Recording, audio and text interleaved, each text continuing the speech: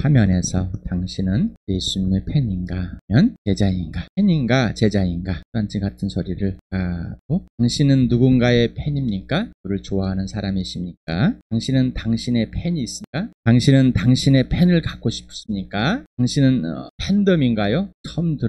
팬덤을 처음 들어보는 분도 있을 겁니다. 신조어입니다. 팬, 영어로서는 선풍기, 부채질하다, 거세게, 거세게하다, 풍로라, 바람을 일으키는 화로라, 풍로라 했습니다. 옛날에는 그 대장간에서 지금도 뭐 불로 할 때 보면은 불립니다. 부엌에서 불을 돌려가지고 불을 지펴주고 불을 세게 하고 그랬었습니다. 이 팬은 프랑스어 펜타티큐라는 거에서 FAN을 따와서 팬, 열광자, 광신도에서 나온 말이라 합니다. 그래서 이거를 지금에는 운동 경기나 선수 또는 연극, 영화, 음악 따위나 배우, 가수 등을 열광적으로 좋아하는 사람, 팬이라고 정의했습니다. 팬덤이라는 게 있습니다. 요즘에 팬덤이란 말을 사용하는데 적으로 우리나라의 국어 사전에는 없습니다.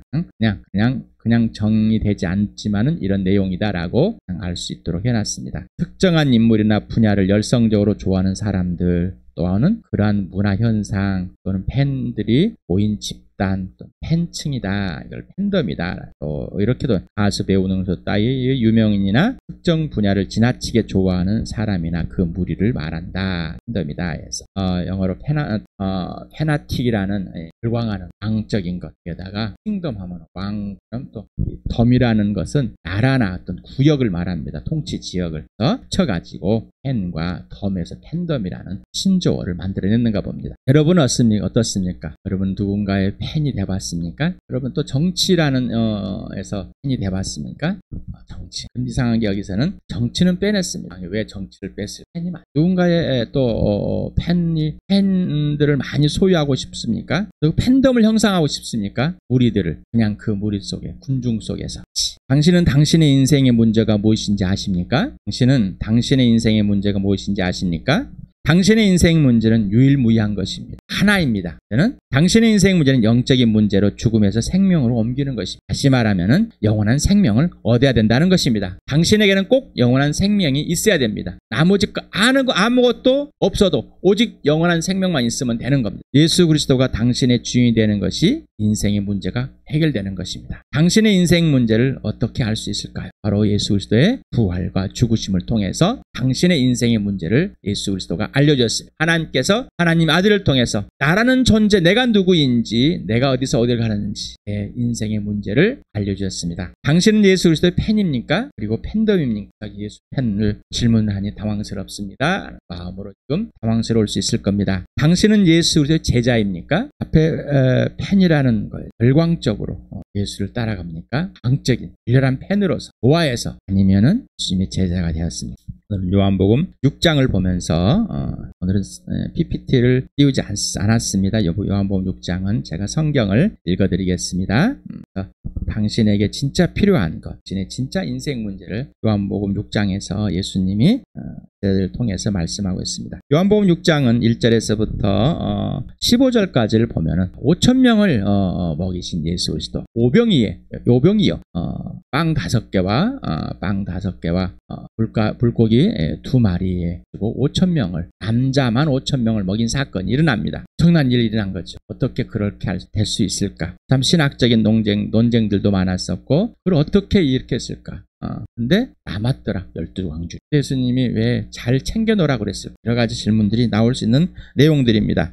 그런데 여기서 중요한 것은 요한복음 6장 14절 15절을 읽어드리겠습니다. 자, 이런 12광주를 남고 이런 현상을 본 사람들이 이런 생각을 가지고 있었습니다. 사람들은 예수께서 행하신 표징을 보고 이분은 참으로 세상에 오시기로 된 그 예언자이다 하고 말하였다. 예수께서는 사람들이 와서 억지로 자기를 모셔다가 왕으로 삼으려고 한다는 것을 아시고 혼자서 다시 산으로 물러가셨다. 하나님께서 약속을 하시고 그가 오시겠다고 하는 건데, 그 예언자 바로 침례 요한, 엘리야의 모습을 보고 올 것이다 라는 것을 약속한 것을 보고 올 것이다. 그런데 이 예언자를 약속한 예언자를 지금 보니까 하나님의 진짜 맞다 예언자가 이런 기적을 일으킬 수 있는 거 이런 건 없어. 왜요? 빵 5개하고 물고기 2마리로 5,000명 남자만 5,000명을 먹일 수 있다는 것은 이거는 있을 수 없는 지금까지 있을 수 없는 눈에 직접 보여지는 것. 직접 계속 이것들을 보여주는. 그래서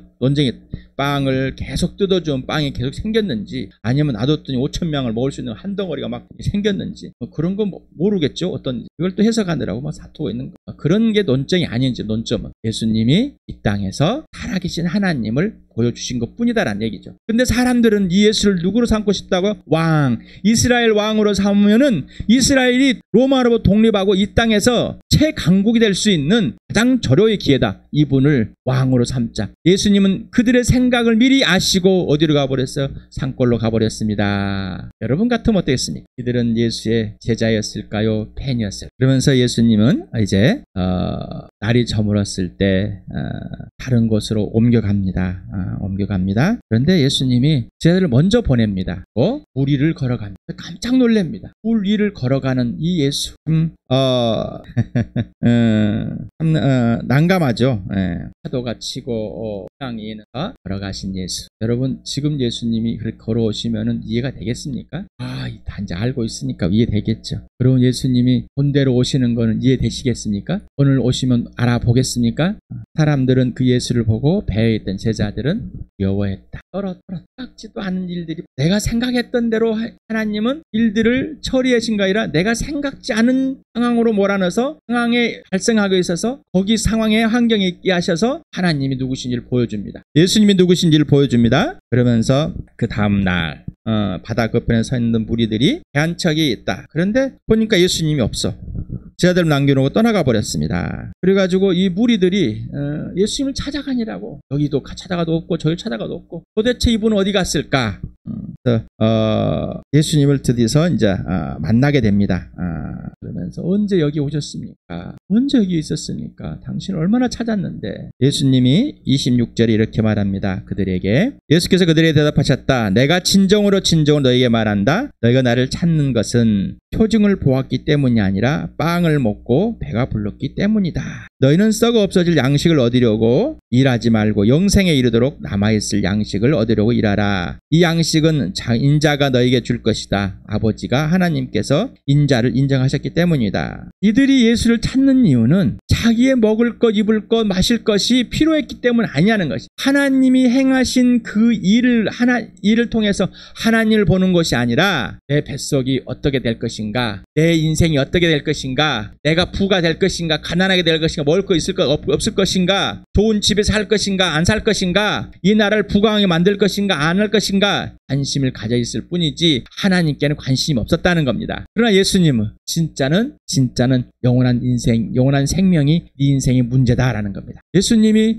이런 유대인들에게, 이스라엘 백성에게 너희는 표적과 기적을 원하나 나는 요나의 표적만 보여주겠다. 사흘 동안 요나가 물고기 뱃속에서 있다가 다시 나온 것처럼 나도 땅속에서 사흘 동안 있다가 다시 살아야 한다. 난 너희에게 죽음과 무덤에서 묻히는 것 그리고 부활 이것만 보여주겠다. 왜? 너희의 인생의 문제는 이거니까. 너희의 인생의 문제는 영원한 것이니까. 내가 죽었다 살아난 것을 보여야지만이 너희의 인생의 문제가 무엇인지 알 수 있고 그것을 해결하러 내가 왔다 갔다는 사실 그리고 나를 통해서 너희가 그 인생의 문제가 해결된다는 것. 나머지 거는 인생의 문제가 아니라는 것이다. 나머지 것은 인생의 문제가 아니라는 겁니다. 그러면서 29절에 보면은 예수께서 그들에게 28절 29절 읽겠습니다. 그들이 예수께 물었다. 우리가 무엇을 하여야 하나님의 일을 하는 것이 됩니까? 예수께서 그들에게 대답하셨다. 하나님께서 보내신 일을 믿는 것이 하나님의 일이다. 자, 예수님의 관점과 이들의 관점은 다르.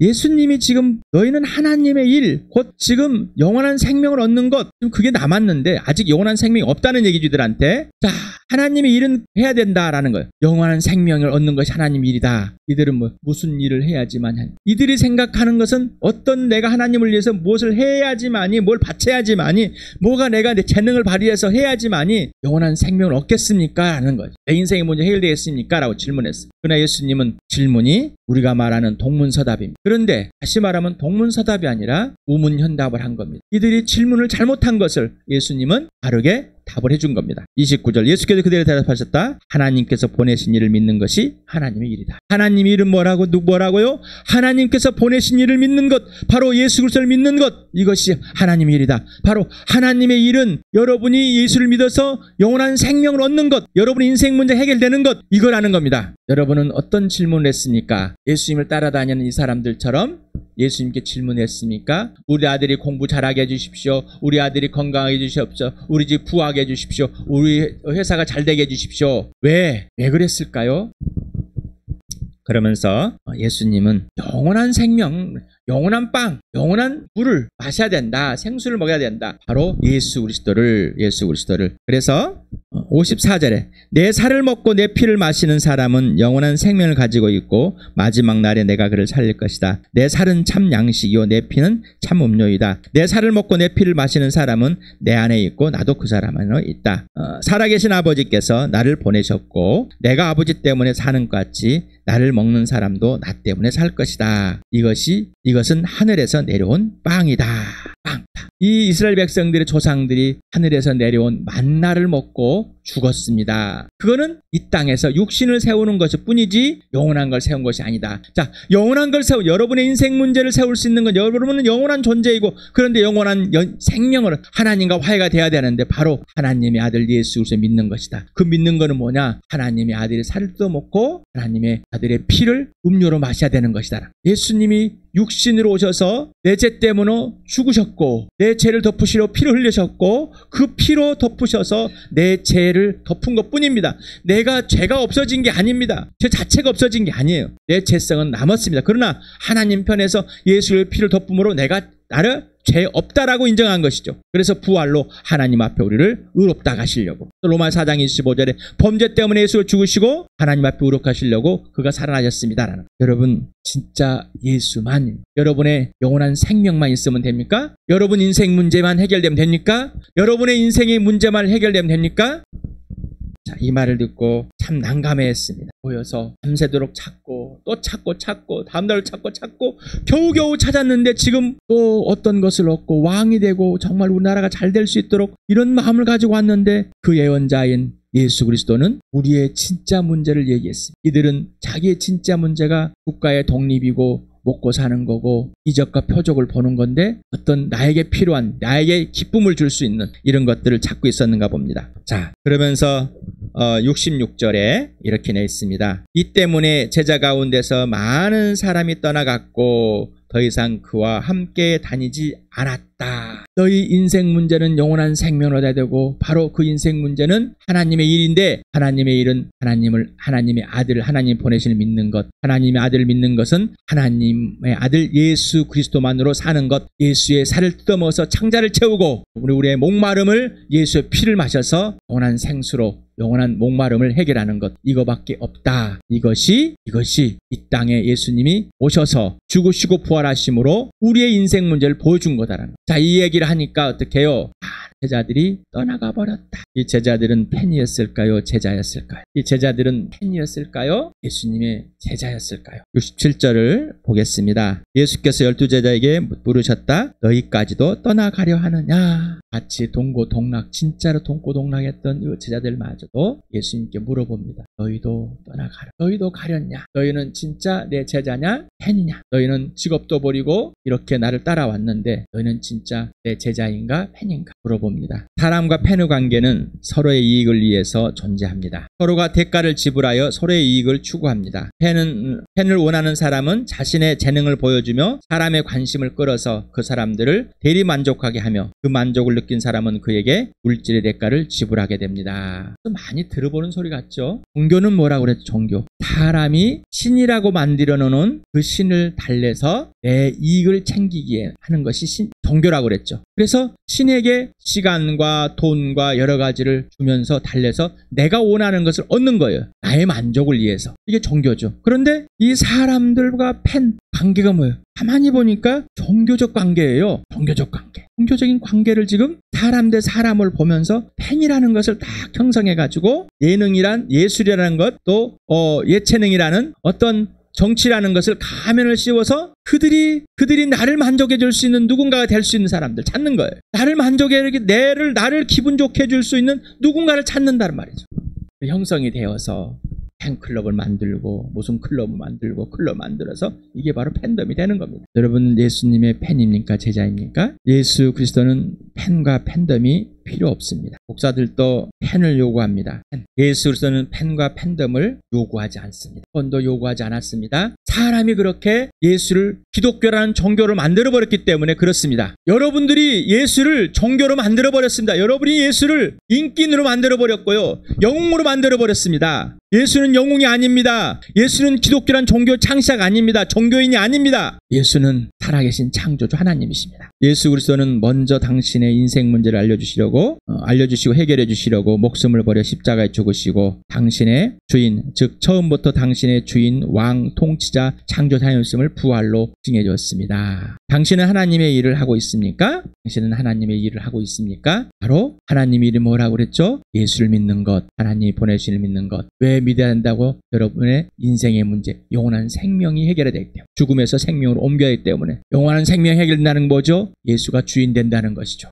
하나님의 일을 한다는 것은 예수를 지속적으로 믿고 있는 것, 다시 말하면 예수 그리스도의 살을 계속 뜯어먹고 있는 것, 예수님의 피를 계속 음료로 마시고 있는 것, 다시 말하면 예수로만 다 채워지는 것, 오직 예수가 전부가 되는 것, 이것입니다. 예수가 주인이 돼서 예수님이 내 안에서 예수님이 행하고자 하시는 대로 나는 순종하는 삶, 이게 인생 문제가 해결된 결과들입니다. 하나님의 일은 하나님이 보내신 아들 예수 그리스도를 믿는 것입니다. 당신의 인생의 문제인 영원한 생명을 얻는 것이 하나님의 일입니다. 당신의 주인이 당신 자신에서 예수 그리스도로 완전히 바뀌어야 인생 문제가 해결된 삶을 사는 것입니다. 물론 우리는 갈등할 수 있습니다. 그러나 인생의 주인에서 흔들리는 것 잠깐뿐입니다. 누가 지금 나를 밉니다. 나는 흔들릴 수밖에 없습니다. 그러나 나는 예수 안에 있습니다. 내가 넘어져도 나는 예수 안에 있습니다. 아픕니다. 아프지 않기를 바라고 이것들을 밀리지 않기를 바라는 마음, 근심과 걱정이 또한 밀려올 수 있습니다. 마귀의 장난을 칠 수 있고요. 난 연약하니까. 그럼에도 불구하고 내 주인이, 내 능력이, 나의 창조주 하나님이 바로 예수 그리스도이기 때문에 나는 끄떡없습니다라는 겁니다. 이게 바로 인생의 문제가 해결된 삶을 살아가는 겁니다. 예수님이 주인 되는 것. 예수를 믿는 것이 당신 인생에서 가장 좋은 선택을 한 것입니까? 아니면 전부입니까? 좋은 말 같지만은 뭔가 이상하죠? 아직도 이상함이 분이 안 되십니까? 아직도 뭔가 이상하다는 것을 눈치 못 챘습니까?